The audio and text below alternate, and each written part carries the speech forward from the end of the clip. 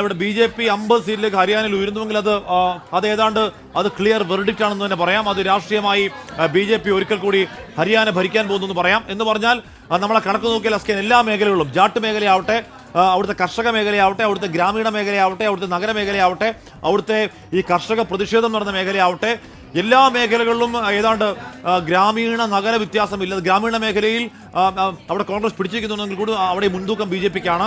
അങ്ങനെ ഗ്രാമീണ നഗര വ്യത്യാസങ്ങൾ അവിടെ ജുലാനയിൽ വിനേഷ് ഫോഗട്ട് പിന്നിലാണെന്ന് പറയുന്നു. അവിടെ മുന്നിൽ വിനേഷ് ഫോഗട്ട് മുന്നിലായോ?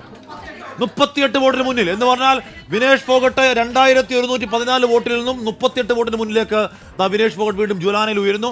എന്ന് പറഞ്ഞാൽ ഹരിയാനയിലെ ഒട്ടുമിക്ക എല്ലാ പ്രാന്തപ്രദേശങ്ങളും നോക്കിക്കഴിഞ്ഞാലും അവിടെ BJPയുടെ വ്യക്തമായ എന്താണ് മുൻതൂക്കമാണ്. 3 വർഷത്തെ 3ാം വട്ടവും ഭരണ തുടർച്ചയ്ക്ക് ഹരിയാനക്കാർ BJP ചുമതലപ്പെടുത്തുന്നു.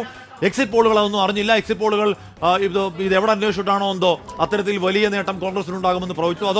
അതോ ഇനിയും വലിയ മാറിമറികൾക്കിടയുണ്ടോ എന്നറിയില്ല. കാര്യം അവിടെ മൊത്തം ഇപ്പോൾ അവിടെ കുൽഗാമിലെ കാര്യം പറയുമ്പോൾ അവിടെ മൊത്തം 19 റൗണ്ടിൽ 5 റൗണ്ടാണ് പൂർത്തിയായത്. അത് കാരണം അവിടെ 17 റൗണ്ടും 14 റൗണ്ടും ഒക്കെ ഉള്ള ഒരുപാട് സ്ഥലങ്ങളുണ്ട്. അപ്പോൾ അത് എണ്ണി വരുമ്പോഴേക്കും എന്താകും ഇനി എനിക്ക് തോന്നുന്നില്ല. ഇനിയിപ്പോൾ ഒരു വലിയ മാറിമറിയിലേക്ക് ഇനി ഒരു ബാക്ക് 49ലേക്ക് താഴ്ന്നുണ്ട് BJP. 50-ൽ 49ലേക്ക് BJP താഴ്ന്നുണ്ട്. കോൺഗ്രസ് 35ലേക്ക് ഉയരുന്നുമുണ്ട്. അത് പക്ഷേ ഒരു വലിയ താഴ്ച, ഒരു വലിയ ഉയർച്ചാ താഴ്ചകളല്ല. അത് കഴിഞ്ഞ കുറേ മണിക്കൂറുകൾ, കഴിഞ്ഞ 2 മണിക്കൂറെങ്കിലും അല്ല കഴിഞ്ഞ 1.5 മണിക്കൂറെങ്കിലുമായി ഏതാണ്ട് ഇതേ അവസ്ഥയിൽ BJP അവരുടെ മുൻതൂക്കം തുടരുകയാണ്. എന്ന് കൃത്യമായി പറഞ്ഞാൽ തപാൽ വോട്ടുകൾ എണ്ണി EVM വോട്ടുകളുടെ ഡേറ്റ വന്നു തുടങ്ങിയപ്പോൾ മുതൽ BJP മുന്നിലാണ്. BJPയുടെ ആ മുൻതൂക്കം അങ്ങനെ നിൽക്കുന്നുണ്ട്. കോൺഗ്രസ് ആസ്ഥാനത്തേക്ക് ഹൂഡ എത്തിയിരുന്നു. ഹൂഡ അവിടെ വോട്ടെണ്ണൽ കാണുന്നുണ്ടായിരുന്നു. ഹൂഡ ഒടുവിൽ പകുതിയിൽ നിർത്തി അവിടുന്ന് മടങ്ങുന്ന കാഴ്ചയുണ്ട്. ഹൂഡയ്ക്ക് ആ പരാജയം 2 രീതിയിൽ തിരിച്ചടിയാണ്. അതിന് കാരണമെന്ന് പറഞ്ഞാൽ അവിടുത്തെ ഭരണം പിടിക്കാൻ കഴിയുന്നില്ലെന്ന് മാത്രമല്ല, 2ാം സ്ഥാനത്ത് ഇവിടെ ഹൂഡയാണ്.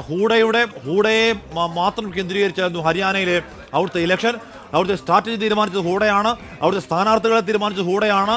കുമാരി ഷെൽജ പ്രശ്നമായി വന്നപ്പോഴൊക്കെ ഹൂഡയ്ക്ക് ഹൈക്കമാൻഡ് പൂർണ്ണമായി എല്ലാ അധികാരങ്ങളും കൊടുക്കുകയായിരുന്നു. ഹൂഡയിലേക്ക് കേന്ദ്രീകരിച്ച് നടത്തിയ ഹൂഡയുടെ മകനും തീരുമാനിച്ച ഇലക്ഷനിൽ തോറ്റാൽ അതിന് വ്യക്തിപരമായി രാഷ്ട്രീയമായി ഹൂഡയ്ക്ക് പരാജയം കൂടി.